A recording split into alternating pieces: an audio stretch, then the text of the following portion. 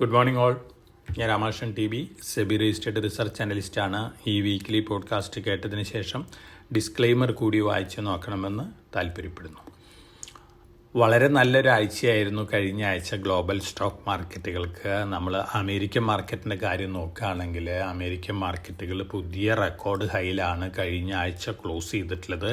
അതോടൊപ്പം തന്നെ അമേരിക്കയിൽ ടെസ്ല, അതുപോലെ തന്നെ ആപ്പിൾ, മെറ്റാ പ്ലാറ്റ്ഫോം, ആമസോൺ ഇതൊക്കെ പുതിയ റെക്കോർഡ് ഹൈ ഹിറ്റ് ചെയ്തിരിക്കുകയാണ്. ടെക്നോളജി സ്റ്റോക്കുകൾ തന്നെയാണ് കഴിഞ്ഞ ആഴ്ചയിൽ ഏറ്റവും കൂടുതൽ മുന്നേറിയിട്ടുള്ളത്. അതോടൊപ്പം തന്നെ സ്മോൾ ക്യാപ്പ്, മിഡ് ക്യാപ്പ് സ്റ്റോക്കുകൾ മുന്നേറിയിട്ടുണ്ട്. അമേരിക്കയിൽ നിന്ന് പുറത്തു വരുന്ന ന്യൂസുകളൊക്കെ തന്നെ മാർക്കറ്റിനെ സംബന്ധിച്ച് പോസിറ്റീവാണ്. S&P 500 ഇപ്പോൾ ട്രേഡ് ചെയ്യുന്നത് അറൗണ്ട് 6100 ലെവലിലാണ്. പ്രൊജക്ഷൻസൊക്കെ വരുന്നത് 2025 പ്രൊജക്ഷനൊക്കെ വന്നിരിക്കുന്നത് 2025 ഡിസംബറോടുകൂടി S&P 500 6700 ഹിറ്റ് ചെയ്യുന്നതാണ്. പൊതുവേ പോസിറ്റീവ് സെൻറ്റിമെൻ്റ് ആണ്. അതോടൊപ്പം തന്നെ S&P 500 കമ്പനികൾ 2024 ഗ്രോ ചെയ്തിട്ടുള്ള 10% 2025 13% ഗ്രോ ചെയ്യുന്നതാണ് പ്രൊജക്ഷൻസ് കാണുന്നത്. ഒപ്പം മാഗ്നിഫിസൻറ്റ് 7 കമ്പനികളുണ്ട്. ടെക്നോളജി കമ്പനികളാണ് ഈ കമ്പനികൾ തന്നെയാണ് കഴിഞ്ഞ 3 വർഷമായിട്ട് S&P 500 അതുപോലെ തന്നെ അമേരിക്കൻ മാർക്കറ്റിലൊക്കെ ഔട്ട് പെർഫോം ചെയ്തിരിക്കുന്നത്. ഈ കമ്പനികളുടെ ഗ്രോത്ത് 2025 താഴെ പോവും. പക്ഷേ NVIDIAയുടെ ഗ്രോത്ത് 50% ഗ്രോത്ത് കാണിക്കുന്നൊക്കെ പറയുന്നുണ്ട്. അതോടൊപ്പം തന്നെ ഹെൽത്ത് കെയർ, ഇൻഡസ്ട്രിയൽ സെക്ടർ സ്റ്റോക്കുകളൊക്കെയാണ് 2025 ഔട്ട് പെർഫോം ചെയ്യാൻ പോകുന്നുള്ള റിസർച്ചുകളാണ് അമേരിക്കയിൽ പുറത്തു വന്നുകൊണ്ടിരിക്കുന്നത്. തീർച്ചയായിട്ടും അമേരിക്കൻ മാർക്കറ്റിൻ്റെ സിറ്റുവേഷൻ നോക്കുകയാണെങ്കിൽ ഓവറോൾ പോസിറ്റീവ് സെൻറ്റിമെൻറ്റ് തന്നെയാണ്. അതോടൊപ്പം തന്നെ അടുത്ത ആഴ്ചയിൽ US ഫെഡിൻ്റെ റേറ്റ് ഡിസിഷൻ വരുന്നുണ്ട്. റേറ്റ് കട്ട് ചെയ്യാനാണ് തീരുമാനിക്കുന്നതെങ്കിൽ തീർച്ചയായിട്ടും അത് സ്മോൾ ക്യാപ്പ്, മിഡ് ക്യാപ്പ് കമ്പനികളെ സംബന്ധിച്ച് പോസിറ്റീവാണ്. ഇപ്പോഴും പുറത്ത് വന്നുകൊണ്ടിരിക്കുന്ന ഡാറ്റ വെച്ച് നോക്കുകയാണെങ്കിൽ ഏറ്റവും കൂടുതൽ ഫണ്ട് ഇൻഫ്ലോ വന്നുകൊണ്ടിരിക്കുന്നത് സ്മോൾ ക്യാപ്പ് ഫണ്ടുകളിലേക്കാണ് അമേരിക്കയിൽ. ഇത് സൂചിപ്പിക്കുന്നത് 2025 സ്മോൾ ക്യാപ്പ് ഫണ്ടുകൾ നല്ല രീതിയിൽ മുന്നേറും എന്ന് തന്നെയാണ്. ഇതിന് പ്രധാനപ്പെട്ട കാരണം ഇൻട്രസ്റ്റ് റേറ്റ് കട്ട് ചെയ്യുമ്പോൾ ഏറ്റവും കൂടുതൽ ബെനിഫിറ്റ് ഉണ്ടാവാൻ പോകുന്നത് സ്മോൾ ക്യാപ്പ്, മിഡ് ക്യാപ്പ് കമ്പനികൾക്കൊക്കെയാണ്. അതുകൊണ്ട് തന്നെ പൊതുവെ പോസിറ്റീവായിട്ടുള്ളൊരു സെൻറ്റിമെൻ്റാണ് അമേരിക്കൻ മാർക്കറ്റിലുള്ളത്. ഈ കഴിഞ്ഞ ആഴ്ചയിൽ യൂറോപ്യൻ മാർക്കറ്റുകളും ബെറ്ററായിട്ടാണ് ക്ലോസ് ചെയ്തിരിക്കുന്നത്. അതുപോലെ തന്നെ ചൈന, ജാപ്പനീസ് മാർക്കറ്റുകളെല്ലാം തന്നെ ബെറ്റർ ആയിരുന്നു. ഇന്ത്യൻ മാർക്കറ്റ് നോക്കുകയാണെങ്കിൽ 3rd വീക്ക് കോൺസിക്യൂട്ടീവ് ഗെയിനാണ് ഇന്ത്യൻ മാർക്കറ്റിൽ ഉണ്ടായിട്ടുള്ളത്. കഴിഞ്ഞ 6 ആഴ്ചയിലത്തെ കണക്ക് നോക്കുകയാണെങ്കിൽ 6 ആഴ്ചയിലത്തെ ഏറ്റവും നല്ല വീക്കായിരുന്നു കഴിഞ്ഞ ആഴ്ചയിൽ. നല്ല ഗെയിനാണ് ഇന്ത്യൻ മാർക്കറ്റ് ഉണ്ടാക്കിയിട്ടുള്ളത്. അതോടൊപ്പം തന്നെ ഫോറിൻ പോർട്ട്ഫോളിയോ ഇൻവെസ്റ്റേഴ്സ് വീണ്ടും നല്ല രീതിയിൽ ബൈയിങ് സ്റ്റാർട്ട് ചെയ്തിരിക്കുകയാണ്. വെള്ളിയാഴ്ച അവർ സെല്ലേഴ്സ് ആയിരുന്നു, 1830 കോടി രൂപയ്ക്ക് സെല് ചെയ്തിരുന്നു. പക്ഷേ ഡിസംബറിൽ ഇതുവരെ 24,400 കോടി രൂപയ്ക്കുള്ള സ്റ്റോക്കുകൾ ഫോറിൻ പോർട്ട്ഫോളിയോ ഇൻവെസ്റ്റേഴ്സ് വാങ്ങിയിട്ടുണ്ട്. തീർച്ചയായിട്ടും ഇത് നല്ലൊരു ന്യൂസാണ്. Q3 എൻഡ് ചെയ്യുന്നൊരു മന്താണ് ഡിസംബർ. അതോടൊപ്പം തന്നെ നമ്മുടെ അടുത്ത വർഷത്തെ ബഡ്ജറ്റ് വരാൻ പോകുന്ന ഫെബ്രുവരി 1 അപ്പോൾ തീർച്ചയായിട്ടും ഈ ഇവൻറ്റുകളാണ് നമുക്ക് മുന്നിലുള്ളത്. അതോടൊപ്പം തന്നെ Q3 റിസൾട്ടുകളുടെ പെർഫോമൻസ്, ഒപ്പം അടുത്ത ആഴ്ച പുറത്തു വരാൻ പോകുന്ന 3ാമത്തെ installment income tax advance tax പേയ്മെൻറ്റിൻ്റെ ഡാറ്റയും വരും. അപ്പോൾ ഇതൊക്കെ വെച്ച് നോക്കുമ്പോൾ ഇന്ത്യൻ മാർക്കറ്റിനെ സംബന്ധിച്ച് വളരെ പോസിറ്റീവായിട്ടുള്ള ന്യൂസ് ഫ്ലോസ് തന്നെയാണ് വന്നുകൊണ്ടിരിക്കുന്നത്. ഇനി നമ്മൾ ഗോൾഡിൻ്റെ കാര്യം എടുക്കുകയാണെങ്കിൽ ഗോൾഡ് വീക്ക് ടു വീക്ക് നോക്കുകയാണെങ്കിൽ സ്ലൈറ്റ്ലി വീക്കായിട്ടാണ് ക്ലോസ് ചെയ്തിട്ടുള്ളത്. $2,633 പെർ ഔൺസിനാണ് വെള്ളിയാഴ്ച ക്ലോസ് ചെയ്തിട്ടുള്ളത്. അതോടൊപ്പം തന്നെ ബ്രന്റ് ക്രൂഡ് ഓയിലും വീക്ക് ടു വീക്ക് നോക്കുകയാണെങ്കിൽ വീക്കായിട്ടാണ് ക്ലോസ് ചെയ്തിരിക്കുന്നത്. പക്ഷേ മറ്റ് കമ്മോഡിറ്റികളെല്ലാം തന്നെ ബെറ്റർ ആയിട്ടാണ് ക്ലോസ് ചെയ്തിട്ടുള്ളത്. അലുമിനിയാണ് വലിയ രീതിയിൽ ബയേഴ്സിനെ അട്രാക്ട് ചെയ്തുകൊണ്ടിരിക്കുന്ന ഒരു ഫ്യൂച്ചേഴ്സ് കോൺട്രാക്റ്റ്. ഇൻ്റർനാഷണൽ ലെവലിൽ അലുമിനിയം പ്രൊഡക്ഷൻ കുറയുമെന്നുള്ളൊരു പ്രഡിക്ഷനാണ് വന്നിരിക്കുന്നത് 2025. അതോടൊപ്പം തന്നെ ചൈനീസ് കൺസംഷൻ കൂടും എന്നുള്ള റിപ്പോർട്ടുകളൊക്കെ വരുന്നുണ്ട്. മറ്റ് കമ്മോഡിറ്റികൾ കോപ്പർ, അതുപോലെ തന്നെ സിങ്ക്, ഇത്തരത്തിലുള്ള കമ്മോഡിറ്റികളും മുന്നേറുകയാണ്. അതോടൊപ്പം തന്നെ ചൈനയിൽ ഈ ആഴ്ചയിൽ ബുധനും വ്യാഴമായിട്ട് ചൈനീസ് ഗവൺമെൻറ്റിൻ്റെ മീറ്റിംഗ് ഉണ്ട്. ആ മീറ്റിങ്ങിൽ പുതിയ സ്റ്റിമുലസ് അനൗൺസ് ചെയ്യാനുള്ള സാധ്യതകളുണ്ട്. അതോടൊപ്പം തന്നെ GDP ഗ്രോത്ത് എങ്ങനെ പ്രോപ്പപ്പ് ചെയ്യാം എന്നുള്ള ഡിസ്കഷനൊക്കെ നടക്കുന്നുണ്ട്. അപ്പോൾ പോസിറ്റീവായിട്ടുള്ള അനൗൺസ്മെൻറ്റുകൾ ചൈനയിൽ നിന്ന് വരാനുള്ള സാധ്യതകളുണ്ട്. അങ്ങനെ നോക്കുകയാണെങ്കിൽ മെറ്റൽ സെക്ടർ വീണ്ടും ഈ ആഴ്ച മുന്നേറാനുള്ള സാധ്യതകളാണ് കാണുന്നത്. ഒപ്പം ഗോൾഡിൻ്റെ കാര്യം എടുക്കുകയാണെങ്കിൽ ചൈനീസ് സെൻട്രൽ ബാങ്ക് വീണ്ടും ഗോൾഡ് വാങ്ങിക്കൂട്ടിക്കൊണ്ടിരിക്കുകയാണ്. ഇത് ഗോൾഡിനെ സംബന്ധിച്ച് വളരെ പോസിറ്റീവായിട്ടുള്ള ന്യൂസാണ്. ഡൊണാൾഡ് ട്രംപിൻ്റെ ബ്രിക്സ് കൺട്രികൾക്കുള്ള ത്രെറ്റ് തീർച്ചയായിട്ടും ഡോളറിന് പകരം ഗോൾഡ് വാങ്ങാൻ വാങ്ങാനായിട്ട് മറ്റ് രാജ്യങ്ങളെ പ്രേരിപ്പിക്കും എന്നുള്ള റിപ്പോർട്ടുകളൊക്കെയാണ് കാണുന്നത്. തീർച്ചയായിട്ടും നല്ലൊരു ന്യൂസാണ്. അതോടൊപ്പം തന്നെ ഇൻ്റർനാഷണൽ മാർക്കറ്റിൽ 1 ട്രോയ് ഔൺസിൻ്റെ ഫ്യൂച്ചേഴ്സ് കോൺട്രാക്റ്റ് ജനുവരി 13, 2025 തൊട്ട് ഇൻട്രൊഡ്യൂസ് ചെയ്യുകയാണ്. CME ഗ്രൂപ്പാണ് ഇത് ഇൻട്രൊഡ്യൂസ് ചെയ്യാൻ പോകുന്നത്. ഇപ്പോഴത്തെ കോൺട്രാക്റ്റ് ഒഫീഷ്യൽ എക്സ്ചേഞ്ചുകളിലുള്ളത് 100 ട്രോയ് ഔൺസ് ആണ്. ഒരു ട്രോയ് ഔൺസ് എന്ന് പറയും 31.103 ഗ്രാമാണ്. തീർച്ചയായിട്ടും ഇതൊരു പോസിറ്റീവ് ന്യൂസാണ്. ഗോൾഡിൽ വീണ്ടും റീറ്റെയിൽ പാർട്ടിസിപ്പേഷൻ കൂടും. അത് ഗോൾഡിൻ്റെ അട്രാക്ഷൻ കൂട്ടും എന്ന് തന്നെയാണ് നമ്മൾ എക്സ്പെക്റ്റ് ചെയ്യുന്നത്. അതോടൊപ്പം തന്നെ ഇന്ത്യയിൽ ഗോൾഡ് ജുവല്ലറി ഹാൾമാർക്കിംഗ് കമ്പൽസറി ആക്കാൻ പോവുകയാണ്. തീർച്ചയായിട്ടും ഇതൊരു പോസിറ്റീവ് ന്യൂസാണ്. ഇപ്പോൾ അസേയിങ് ആൻഡ് ഹാൾമാർക്കിംഗ് സെൻറ്ററുകളിലുള്ളത് 1622 സെൻറ്ററുകളാണ്. അതുപോലെ തന്നെ ഹാൾമാർക്കിംഗ് ഇത് കമ്പൽസറി ആക്കിയിട്ട് അനൗൺസ്മെൻ്റ് ഒക്കെ വന്നിരുന്നു. പക്ഷേ ഇപ്പോഴും 100% ഹാൾമാർക്കിംഗ് കമ്പൽസറി ആയിട്ടില്ല.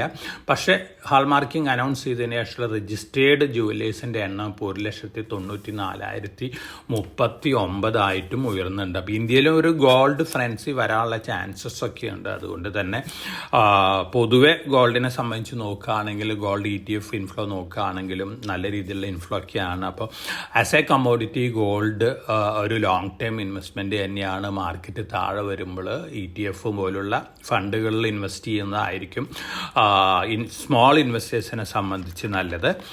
അതോടൊപ്പം തന്നെ നമ്മൾ ഗ്ലോബലി മറ്റു ന്യൂസ് ഫ്ലോസൊക്കെ നോക്കുകയാണെങ്കിൽ സിറിയയിൽ വീണ്ടും വലിയ രീതിയിലുള്ള ഇഷ്യൂസൊക്കെയാണ്. അപ്പോൾ ജിയോ പൊളിറ്റിക്കൽ ഇഷ്യൂസ് വീണ്ടും ഫ്ലെയറപ്പ് ചെയ്യാനുള്ള സാധ്യതകളൊക്കെ ഉണ്ട്. അതിൻ്റേതായ ഇമ്പാക്റ്റൊക്കെ ഒരു പക്ഷേ മാർക്കറ്റിലൊക്കെ വന്നേക്കാം. അതിൻ്റേതായ വൊളാറ്റിലിറ്റി ഉണ്ടാകുമ്പോൾ ഇന്ത്യൻ മാർക്കറ്റിലൊക്കെ ഉണ്ടായേക്കാം. പക്ഷേ നമ്മളെ സംബന്ധിച്ച് കമ്പാരിറ്റീവ്ലി സേഫാണ്. നമ്മുടെ എക്കണോമിക് കണ്ടീഷൻ നോക്കുകയാണെങ്കിലും അതുപോലെ തന്നെ മറ്റ് ഫാക്ടേഴ്സ് നോക്കുകയാണെങ്കിലും വളരെ പോസിറ്റീവായിട്ടുള്ള ഒരു സിറ്റുവേഷനിലാണ് നമ്മളിരിക്കുന്നത്. അതോടൊപ്പം തന്നെ RBI മോണിറ്ററി പോളിസി കമ്മിറ്റി മീറ്റിങ്ങിൽ 0.5% CRR കട്ട് ചെയ്തിരുന്നു. ഇത് ബാങ്കുകളെ സംബന്ധിച്ച് പോസിറ്റീവാണ്. എല്ലാവരും എക്സ്പെക്ട് ചെയ്തിരുന്നത് റെപ്പോ റേറ്റ് കട്ടാണ്. പക്ഷേ ഫെബ്രുവരിയിൽ ഒരു പക്ഷേ റെപ്പോ റേറ്റ് കട്ട് ഉണ്ടാവും എന്നുള്ളൊരു എക്സ്പെക്റ്റേഷനൊക്കെ ഉണ്ട്. അപ്പോൾ ഇങ്ങനെ വരുമ്പോൾ നമ്മളെ സംബന്ധിച്ച് യൂണിയൻ ബഡ്ജറ്റ് വരുന്നു, Q3 റിസൾട്ട് വരുന്നു, അതുപോലെ തന്നെ ഫെബ്രുവരിയിൽ RBI റേറ്റ് കട്ട് ചെയ്തേക്കാം. ഇത്തരത്തിലുള്ള പോസിറ്റീവ് ന്യൂസ് ഫ്ലോസും കൂടി നമ്മുടെ മാർക്കറ്റിനെ സംബന്ധിച്ച് പോസിറ്റീവാണ്. ഇനി ഫോറിൻ പോർട്ട്ഫോളിയോ ഇൻവെസ്റ്റേഴ്സിൻ്റെ കഴിഞ്ഞ 2-3 ആഴ്ചയിലത്തെ ആക്ടിവിറ്റീസ് നോക്കുകയാണെങ്കിൽ അവർ ഏറ്റവും കൂടുതൽ വാങ്ങിക്കൊണ്ടിരിക്കുന്നത് പ്രൈവറ്റ് ബാങ്കുകളും അതുപോലെ തന്നെ PSU ബാങ്കുകൾ, IT, FMCG, real estate, construction sector shares ആണെന്നൊക്കെയാണ് പറയുന്നത്. ഏറ്റവും കൂടുതൽ ബൈ ചെയ്തതായിട്ട് പൊതുവെയുള്ള ഒരു ഇൻഫർമേഷൻ HDFC ബാങ്കിലാണ്. നല്ല രീതിയിലാണ് ഫോറിൻ പോർട്ട്ഫോളിയോ ഇൻവെസ്റ്റേഴ്സ് സ്റ്റേക്ക് കൂട്ടിക്കൊണ്ടിരിക്കുന്ന റിപ്പോർട്ടുകളുണ്ട്. ഈ ന്യൂസ് പൊതുവെ ബാങ്കിങ് സെക്ടറിനെ സംബന്ധിച്ച് പോസിറ്റീവാണ്. RBIയുടെ CRR കട്ടും 0.5% CRR കട്ടും പൊതുവെ ബാങ്കിങ് സെക്ടർ സ്റ്റോക്കുകളെ സംബന്ധിച്ച് പോസിറ്റീവ് തന്നെയാണ്. അപ്പോൾ തീർച്ചയായിട്ടും ഇത്തരത്തിലുള്ള പോസിറ്റീവ് ന്യൂസ് ഫ്ലോസ് ഒക്കെ ഉണ്ട്. ഒപ്പം നമ്മൾ മുമ്പ് സൂചിപ്പിച്ച പോലെ 45 F&O സ്റ്റോക്കുകളാണ് ഇപ്പോൾ ഏറ്റവും കൂടുതൽ ബൈയിങ് കാണിക്കുന്നത്. തീർച്ചയായിട്ടും നമ്മൾ ഈ F&O ഇൻട്രൊഡക്ഷന് മുമ്പായി ലിസ്റ്റ് പുറത്തു വന്നപ്പോൾ തന്നെ എല്ലാ ഇൻവെസ്റ്റേഴ്സിനും സജസ്റ്റ് ചെയ്തിരുന്നതാണ് ഈ സ്റ്റോക്കുകൾ വാങ്ങാമെന്നുള്ളത്. കാരണം നമ്മൾ പ്രീവിയസ് ഹിസ്റ്ററി ഒക്കെ നോക്കുകയാണെങ്കിൽ F&Oയിൽ എൻട്രി വന്നതിന് ശേഷം എല്ലാ സ്റ്റോക്കുകളും 6 മാസം മുതൽ 1 വർഷം അല്ലെങ്കിൽ 2 വർഷത്തിനുള്ളിൽ നല്ല രീതിയിലുള്ള അപ്രീസിയേഷൻ നേടിയിട്ടുണ്ട്. അത്തരത്തിലുള്ള അപ്രീസിയേഷൻ തന്നെയാണ് ഇപ്പോൾ ഈ 45 സ്റ്റോക്കുകളിലും നമ്മൾ കാണുന്നത്. വീണ്ടും നല്ല ഓപ്പർച്യൂണിറ്റി തന്നെയാണ്. Q3 റിസൾട്ടുകൾ വരുമ്പോൾ നല്ല റിസൾട്ടുകൾ കാഴ്ചവെക്കുകയാണെങ്കിൽ തീർച്ചയായിട്ടും ഈ സ്റ്റോക്കുകളിൽ വീണ്ടും നല്ല രീതിയിലുള്ള ബൈയിങ് ഒക്കെ കാണാനായിട്ട് സാധിക്കും. അതോടൊപ്പം തന്നെ നമ്മൾ മറ്റ് ന്യൂസ് ഫ്ലോസൊക്കെ കമ്പനി സ്പെസിഫിക് ന്യൂസ് ഫ്ലോസൊക്കെ നോക്കുകയാണെങ്കിൽ സുവൻ ഫാർമ ഒരു US ബേസ്ഡ് കമ്പനീനെ അക്വയർ ചെയ്തതിൻ്റെ പോസിറ്റീവ് ന്യൂസാണ്. അതോടൊപ്പം തന്നെ PayTM ഒരു ജാപ്പനീസ് ഇൻവെസ്റ്റ്മെൻ്റ് ഉണ്ടായിരുന്നു. ജപ്പാനിലുള്ളൊരു പേയ്മെൻറ്റ് ഗേറ്റ്വേ കമ്പനിയിലാണ്. അത് സെല്ലിയാണ്. തീർച്ചയായിട്ടും ഒരു പോസിറ്റീവ് ന്യൂസാണ്. 2000 കോടി രൂപയോളം PayTMന് വരികയാണ്. അപ്പോൾ PayTM നോൺ കോർ അസറ്റിൽ നിന്നൊക്കെ എക്സിറ്റ് ചെയ്യാണ്. ഇതിനു മുമ്പും സൊമാറ്റോയ്ക്ക് അവരുടെ എൻ്റർടൈൻമെൻറ്റ് ടിക്കറ്റും ബിസിനസ്സൊക്കെ കൊടുത്തിരിക്കാം. പൊതുവെ PayTMൻ്റെ ആക്ഷൻസൊക്കെ പോസിറ്റീവായിട്ടുള്ളൊരു ഇമ്പാക്റ്റാണ് ഈ സ്റ്റോക്കിന് ഉണ്ടാക്കാൻ പോകുന്നത്. അതോടൊപ്പം തന്നെ ADB ഏഷ്യൻ ഡെവലപ്മെൻറ്റ് ബാങ്ക് ഇന്ത്യയിലത്തെ ലോജിസ്റ്റിക്സ് സെക്ടറിന് $350 മില്യൺ ലെൻഡിങ്ങും കൂടി നടത്താൻ പോവാണ്. ലോൺ പ്രൊവൈഡ് ചെയ്തിരിക്കുകയാണ്. പോസിറ്റീവായിട്ടുള്ളൊരു ന്യൂസാണ് ഈ സെക്ടർ സ്റ്റോക്കുകളെ സംബന്ധിച്ച് നോക്കുകയാണെങ്കിൽ. അതോടൊപ്പം തന്നെ IPO സെഗ്മെൻറ്റ് നോക്കുകയാണെങ്കിൽ ധാരാളം പുതിയ IPOs ഈ ആഴ്ച ഓപ്പൺ ചെയ്യുകയാണ്. ഒപ്പം ഈ LG ഇലക്ട്രോണിക്സിൻ്റെ IPO പേപ്പേഴ്സും ഫയൽ ചെയ്തിട്ടുണ്ട്. ഈ ആഴ്ച ഓപ്പൺ ചെയ്യാൻ പോകുന്ന IPOs ഇൻ്റർനാഷണൽ ജെമോളജിക്കൽ ഇൻസ്റ്റിറ്റ്യൂട്ട് ഉണ്ട്. തീർച്ചയായിട്ടും ഒരു നല്ലൊരു IPO ആയിരിക്കാനാണ് സാധ്യതകൾ കൂടുതൽ. അതോടൊപ്പം തന്നെ NSEയിൽ ഇപ്പോൾ ഓപ്പൺ ആയിട്ടുള്ള SME സെഗ്മെൻറ്റിലുള്ള എമറാൾഡ് ടയർ ആൻഡ് മാനുഫാക്ചറേഴ്സ് ഉണ്ട്. 114 ടൈംസ് ഓവർ സബ്സ്ക്രൈബഡ് ആണ്. നാളെയാണ് ഇഷ്യൂ ക്ലോസ് ചെയ്യുന്നത്. അപ്പോൾ NSE SME IPOയിൽ അപ്ലൈ ചെയ്യുന്ന ഇൻവെസ്റ്റേഴ്സിനെ സംബന്ധിച്ച് പോസിറ്റീവായിട്ടുള്ള ലിസ്റ്റിംഗ് ഗെയിൻ കിട്ടാൻ സാധ്യതയുള്ളൊരു IPO ആണ്. അതോടൊപ്പം തന്നെ BSE SMEയിലും ഒരു IPO ഉണ്ട്. മാർക്കറ്റിംഗ് കൺസൾട്ടിങ് രംഗത്തുള്ളൊരു കമ്പനിയാണ്. പക്ഷെ വളരെ കുറവ് ഇക്വിറ്റി ഉള്ളൂ. കിട്ടുകയാണെങ്കിൽ ഒരു പക്ഷേ നല്ല ലിസ്റ്റിംഗ് ഗെയിൻ കിട്ടാൻ സാധ്യതയുള്ളൊരു കമ്പനിയാണ്. ടോസ് ദ കോയിൻ എന്നാണ് ഈ കമ്പനിയുടെ പേര്. മാർക്കറ്റിലോട്ട് വരുന്നത് 600 ഇനി മോബിക്വിക്ക് മെയിൻ ബോർഡ് IPO ആണ്. വളരെ കാലമായിട്ട് മോബിക്വിക്ക് IPO പ്ലാൻ ചെയ്തിരുന്നു. പക്ഷേ ഈ IPO വരികയാണ്. തീർച്ചയായിട്ടും ഇത്തരത്തിലുള്ള IPOസിൽ അപ്ലൈ ചെയ്യുന്നതൊക്കെ നന്നായിരിക്കും. ലിസ്റ്റിംഗ് ഗെയിൻ കിട്ടാൻ സാധ്യതയുണ്ട്. അതോടൊപ്പം തന്നെ വിശാൽ മെഗാ മാർട്ട് വരുന്നുണ്ട്. ഇത് റീറ്റെയിൽ രംഗത്തുള്ളൊരു കമ്പനിയാണ്. 78 രൂപയാണ് ഇഷ്യൂ പ്രൈസ് വരുന്നത്. ഈ IPO ഈ ആഴ്ചയിൽ ഓപ്പൺ ചെയ്യാണ്. ഒപ്പം നമ്മൾ മറ്റു ന്യൂസ് ഫ്ലോസൊക്കെ നോക്കുകയാണെങ്കിൽ കെർണസ് മൈക്രോ സിസ്റ്റംസ് ലിമിറ്റഡ്, ഇവർക്ക് ഈ കമ്പനിയുടെ ചരിത്രത്തിലെ ഏറ്റവും വലിയ ഓർഡർ കിട്ടിയിരിക്കുകയാണ്. 2041.4 കോടി രൂപയുടെ കവച് ഇംപ്ലിമെൻറ്റേഷനുള്ളൊരു ഓർഡറാണ്. തീർച്ചയായിട്ടും വളരെ പോസിറ്റീവായിട്ട് ലോങ് ടൈമിൽ ഈ കമ്പനിക്ക് ഇമ്പാക്റ്റ് നൽകുന്നൊരു ന്യൂസാണ്. റെയിൽവേ സെക്ടർ രംഗത്തുള്ളൊരു സ്റ്റോക്കും കൂടിയാണ്. പോസിറ്റീവ് ന്യൂസാണ്. ഏഷ്യർ മോട്ടേഴ്സ് തായ്ലൻഡിലെ അവരുടെ ഒരു പ്ലാന്റ് ഓപ്പൺ ചെയ്തിരിക്കുകയാണ്. അസംബ്ലി പ്ലാന്റ് ആണ്. ഇന്ത്യയിൽ നിന്ന് എക്സ്പോർട്ട് ചെയ്ത് അവിടെ അസംബിൾ ചെയ്യുന്നൊരു രീതിയാണ്. തീർച്ചയായിട്ടും ഏഷ്യർ മോട്ടേഴ്സിനെ സംബന്ധിച്ച് അവർ റോയൽ എൻഫീൽഡ് മോട്ടേഴ്സിനെ സംബന്ധിച്ച് വളരെ പോസിറ്റീവായിട്ടുള്ള ന്യൂസാണ്. അതുകൊണ്ട് തന്നെ പൊതുവേ ഇത്തരത്തിലുള്ള ന്യൂസ് ഫ്ലോസ് ഈ സ്റ്റോക്കുകളെയൊക്കെ പോസിറ്റീവായിട്ട് ഇമ്പാക്റ്റ് ചെയ്യാനുള്ള ചാൻസസ് ഒക്കെയാണ് കാണുന്നത്. ഇനി SME സെഗ്മെൻറ്റിൽ നോക്കുകയാണെങ്കിൽ NSE SME സെഗ്മെൻറ്റിൽ ധനലക്ഷ്മി ക്രോപ്പ് സയൻസ് എന്ന് പറഞ്ഞൊരു IPO വരുന്നുണ്ട്. ഈ IPO നാളെയാണ് ഓപ്പൺ ചെയ്യുന്നത്. 11-ാം തീയതി വരെയാണ്. NSE SME സെഗ്മെൻറ്റിൽ അപ്ലൈ ചെയ്യുന്ന ആൾക്കാരെ സംബന്ധിച്ച് ഇൻവെസ്റ്റേഴ്സിനെ സംബന്ധിച്ച് നല്ലൊരു IPO ആണ്. 55 രൂപയാണ് അപ്പർ പ്രൈസ് ബാൻഡ് വരുന്നത്. അലോട്ട്മെൻറ്റ് ലഭിക്കുകയാണെങ്കിൽ ഒരു പക്ഷേ നല്ല ലിസ്റ്റിംഗ് ഗെയിൻ കിട്ടാൻ സാധ്യതയുള്ള ഒരു IPO ആണ്. അതോടൊപ്പം തന്നെ BSE SME സെഗ്മെൻറ്റിലും ഒരു IPO വരുന്നത് ജംഗിൾ ക്യാമ്പ്സ് ഇന്ത്യ ലിമിറ്റഡ് ആണ്. ഹോസ്പിറ്റാലിറ്റി അതുപോലെ തന്നെ മറ്റ് എൻ്റർടൈൻമെൻറ്റ് റിലേറ്റഡ് സഫാരി ഇത്തരത്തിലുള്ള ആക്ടിവിറ്റീസിലുള്ള ഒരു കമ്പനിയാണ്. അലോട്ട്മെൻറ്റ് കിട്ടുകയാണെങ്കിൽ ലിസ്റ്റിംഗ് ഗെയിൻ കിട്ടാനുള്ള സാധ്യതകളുണ്ട്. 10-ാം തീയതി ഓപ്പൺ ചെയ്ത് 12-ാം തീയതിയാണ് ഇത് എൻഡ് ചെയ്യുന്നത്. ഒപ്പം നമ്മൾ മറ്റ് ന്യൂസ് ഫ്ലോസൊക്കെ നോക്കുകയാണെങ്കിൽ JP മോർഗൻ അഡാനിയുടെ 4 കമ്പനികളുടെ റേറ്റിങ്ങിനൊക്കെ ഓവർ വെയ്റ്റ് ആയിട്ടുള്ള റേറ്റിങ്ങിലേക്ക് മാറ്റിയിരിക്കുകയാണ്. JP മോർഗൻ പറയുന്നത് പുതിയ ഇഷ്യൂസ് ഒന്നും തന്നെ അഡാനി ഗ്രൂപ്പിനെ ബാധിക്കാനൊന്നും പോകുന്നില്ല. വളരെ പ്രോമിസിങ് ആയിട്ടുള്ള ഒരു പൊസിഷനിലാണ് അഡാനി കമ്പനികളുടെ പെർഫോമൻസ് എന്ന തരത്തിലുള്ള റിപ്പോർട്ടാണ് JP മോർഗനും പുറത്തു വിട്ടിരിക്കുന്നത്. പൊതുവേ റീസെൻ്റ് ആയിട്ടുള്ള കൊളാപ്സിൽ അഡാനി സ്റ്റോക്ക് വാങ്ങിയിട്ടുള്ള ഇൻവെസ്റ്റേഴ്സിനെ സംബന്ധിച്ച് നല്ല ഗെയിൻ ഓൾറെഡി കിട്ടിക്കഴിഞ്ഞിട്ടുണ്ട്. ഇനിയും ലോങ് റണ്ണിൽ ഇത്തരത്തിലുള്ള ന്യൂസ് ഫ്ലോസൊക്കെ പോസിറ്റീവ് ഇമ്പാക്റ്റ് നൽകാനാണ് ചാൻസസ് കൂടുതൽ. അതോടൊപ്പം തന്നെ നമ്മൾ ജനറേറ്റീവ് ആർട്ടിഫിഷ്യൽ ഇൻ്റലിജൻസ് രംഗത്ത് വലിയ ചലനങ്ങളാണ് ഉണ്ടായിക്കൊണ്ടിരിക്കുന്നത്. ഇനിയിപ്പോൾ ജനറേറ്റീവ് AIക്ക് പകരം ഏജൻറ്റിക് AI ആണ് വരാൻ പോകുന്നത്. ഇപ്പോൾ സാം ആൾട്ട്മാൻ ഓപ്പൺ AIയുടെ MD ChatGPT ഇൻട്രൊഡ്യൂസ് ചെയ്തതിന് ശേഷം ഏറ്റവും ഇമ്പോർട്ടൻ്റ് ആയിട്ടുള്ള അനൗൺസ്മെൻറ്റ് നടത്തിയിരിക്കുകയാണ്. ആർട്ടിഫിഷ്യൽ ജനറൽ ഇൻ്റലിജൻസ് ഏർലി 2025 വരുന്നതാണ് പറയുന്നത്. അതായത് ChatGPTയിൽ തീർച്ചയായിട്ടും നമ്മുടെ ബുദ്ധിക്കനുസരിച്ച് നമ്മൾ ചെയ്യുന്ന എല്ലാ കാര്യങ്ങളും മെഷീൻ ചെയ്യാനുള്ള അവസ്ഥയിലേക്ക് വരികയാണ്. റീസണിങ് അതുപോലെ തന്നെ ഡിസിഷൻ മേക്കിംഗ് ഇതൊക്കെ നടത്താൻ കേപ്പബിൾ ആയിട്ടുള്ള AI ജനുവരിയിലോ ഫെബ്രുവരിയിലോ ലോഞ്ച് ചെയ്യുന്നുള്ള ഒരു ഇൻഡിക്കേഷനാണ് അദ്ദേഹം നൽകിയിട്ടുള്ളത്. തീർച്ചയായിട്ടും വളരെ വളരെ ഇമ്പോർട്ടൻ്റ് ആയിട്ടുള്ള ന്യൂസാണ്. അതോടൊപ്പം തന്നെ അദ്ദേഹം പറഞ്ഞിരിക്കുന്നത് ഇത് വളരെ വലിയ ഡിസ്റപ്ഷൻസ് ജോബ് മാർക്കറ്റിലുണ്ടാക്കും, ഹ്യൂമൻ ബീയിങ്സിനെ റീപ്ലേസ് ചെയ്യുന്നുള്ളൊരു വാർണിംഗും കൂടി നൽകിയിട്ടുണ്ട്. ഇത് ഓവറോൾ ഗ്ലോബൽ കൺട്രികളെ സംബന്ധിച്ചും വളരെ വളരെ ഇമ്പോർട്ടൻ്റ് ആയിട്ടുള്ളൊരു വാർണിംഗ് ആണ്. ജോബ് ലോസസ് വരികയാണെങ്കിൽ തീർച്ചയായിട്ടും ഒരു സോഷ്യൽ അൺട്രസ്റ്റ് ഒക്കെ സൃഷ്ടിക്കാനുള്ള ചാൻസസ് ഉണ്ട്. അപ്പോൾ ഇത് വളരെ വളരെ ഇമ്പോർട്ടൻ്റ് ആയിട്ടുള്ള ന്യൂസാണ്. ഈ ന്യൂസുകളൊക്കെ നിങ്ങളുടെ അറിവിലേക്കായിട്ട് ഞാൻ തരുന്ന ന്യൂസുകളാണ്. അതോടൊപ്പം തന്നെ 2 വർഷം മുമ്പ് നമ്മൾ generative AI related investment impact related പ്രോഗ്രാമൊക്കെ നടത്തിയപ്പോഴുണ്ടായിരുന്ന സ്റ്റോക്കുകളുടെയൊക്കെ അവസ്ഥ നോക്കുകയാണെങ്കിൽ മൾട്ടി ബാഗർ ഗെയിൻസ് ആണ് ഈ സ്റ്റോക്കുകളൊക്കെ നേടിയിരിക്കുന്നത്. അപ്പോൾ ഇനിയും വരാൻ പോകുന്ന ഡിസ്റപ്ഷൻ തന്നെയാണ്. പക്ഷേ സാം ആൾട്ട്മാൻ്റെ ഇപ്പോഴത്തെ ഈ അനൗൺസ്മെൻറ്റ് തീർച്ചയായിട്ടും വളരെ വളരെ സീരിയസ് ആണ്.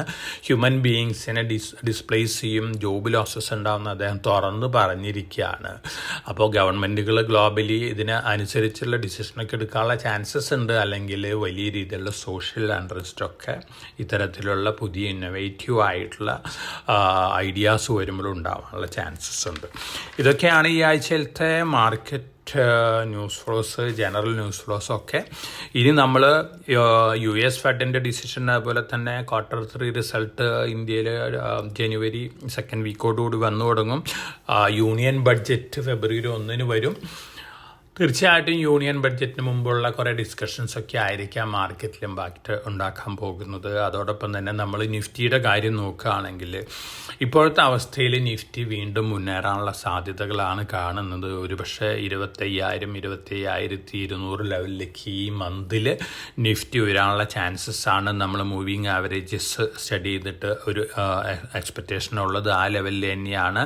അതുപോലെ തന്നെ മറ്റ് ഫാക്ടേഴ്സ്, ടെക്നിക്കൽ പാരാമീറ്റേഴ്സ് നോക്കുമ്പോഴും അത്തരത്തിലുള്ളൊരു ഇൻഡിക്കേഷനാണ് കിട്ടുന്നത്. ഫണ്ടമെൻ്റലി നോക്കുകയാണെങ്കിലും അത്തരത്തിലുള്ളൊരു ഇൻഡിക്കേഷൻ തന്നെയാണ് കിട്ടുന്നത്. അപ്പോൾ നമുക്ക് വരുന്ന ദിവസങ്ങളിലും നല്ല രീതിയിലുള്ള മാർക്കറ്റ് സെൻറ്റിമെൻറ്റ് എക്സ്പെക്റ്റ് ചെയ്യാം.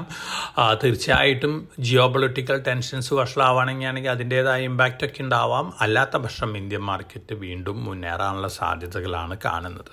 അപ്പോൾ അതിനനുസരിച്ചുള്ള ഒരു സെൻറ്റിമെൻറ്റും അതുപോലെ മൈൻഡ് സെറ്റും ക്രിയേറ്റ് ചെയ്യുക. അതോടൊപ്പം തന്നെ SME IPOs വരുന്നുണ്ട്, മെയിൻ ബോർഡ് IPOs വരുന്നുണ്ട്. ഈ IPOകളിലൊക്കെ അപ്ലൈ ചെയ്യുക. IPO കിട്ടുകയാണെങ്കിൽ നല്ല ലിസ്റ്റിംഗ് ഗെയിൻ കിട്ടാം. പ്രോഫിറ്റ് എത്രയാണ് നിങ്ങൾക്ക് സാറ്റിസ്ഫൈഡ് ആയിട്ടുള്ളൊരു പ്രോഫിറ്റ് എമൗണ്ട് എന്നുള്ളതിനനുസരിച്ച് നിങ്ങൾക്ക് പ്രോഫിറ്റും ബുക്ക് ചെയ്യാം. എൻ്റെ ഒരു സജഷൻ, നല്ല പ്രോഫിറ്റ് ഇമ്മീഡിയറ്റ് ആയിട്ട് കിട്ടുകയാണെങ്കിൽ അത്തരത്തിലുള്ള സ്റ്റോക്കുകൾ ഷോർട്ട് ടു മീഡിയം ടൈം ഒക്കെ ആണെങ്കിൽ പ്രോഫിറ്റ് എടുക്കുന്നതായിരിക്കും നല്ലത്.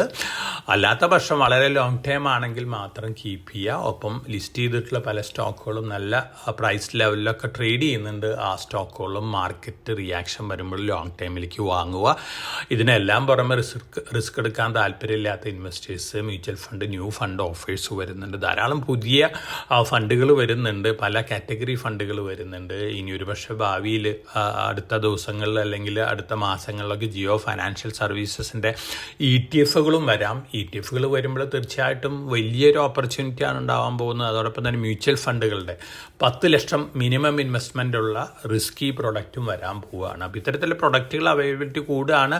ഒപ്പം നമ്മുടെ SIP data, mutual fund inflow ഡാറ്റയും ഈ മാസം വരും. SIP ഇൻഫ്ലോ വീണ്ടും വലിയ രീതിയിൽ മുന്നേറിയിട്ടുണ്ട് എന്നുള്ള എക്സ്പെക്റ്റേഷൻ ആണ് എല്ലാവർക്കും ഉള്ളത്. അപ്പോൾ പൊതുവെ നമ്മളെ സംബന്ധിച്ച് നമ്മുടെ റീറ്റെയിലേഴ്സ് ഇന്ത്യൻ മാർക്കറ്റിനെ രക്ഷിച്ചുകൊണ്ടിരിക്കുകയാണ് എല്ലാ സെൽ ഓഫിൽ നിന്നും. ഒപ്പം നമ്മുടെ ഡൊമസ്റ്റിക് ഫണ്ടുകളുണ്ട്. അതുകൊണ്ട് തന്നെ ഫോറിൻ പോർട്ട്ഫോളിയോ ഇൻവെസ്റ്റേഴ്സ് നമ്മുടെ സ്ട്രെങ്ത് മനസ്സിലാക്കി വീണ്ടും ഇന്ത്യൻ മാർക്കറ്റിലെ ഇൻവെസ്റ്റ്മെൻറ്റ് കൂട്ടും എന്നുള്ളൊരു എക്സ്പെക്റ്റേഷൻ ആണുള്ളത്.